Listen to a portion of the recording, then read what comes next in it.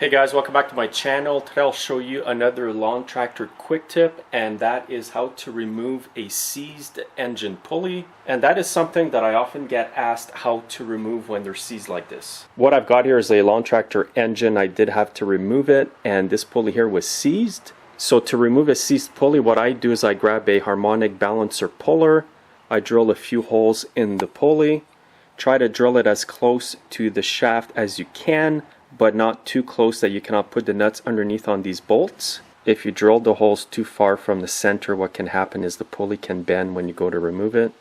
And here's the view underneath of where the nuts are. And I've got it all set up here. Now if you go to remove it this way and it still doesn't want to come out, what you need to do is heat up this part here of the pulley. You might be able to get away with heating it with a map torch like this. If that's not hot enough for you, you will need an oxyacetylene torch.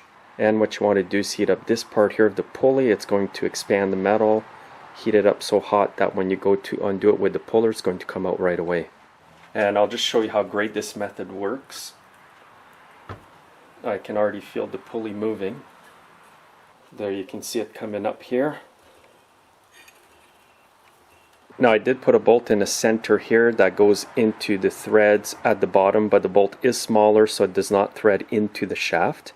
And as you can see here, my bolt isn't long enough because I'm right at the end and the pulley's not quite out. So if this happens to you, just loosen the puller, take the bolt out and put in a longer one. Now this bolt is quite longer, it's about 1.5 inches longer.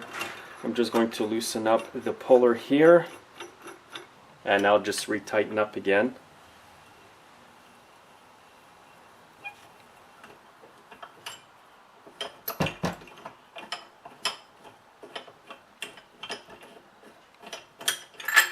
And it's quite easy when you have a setup like this.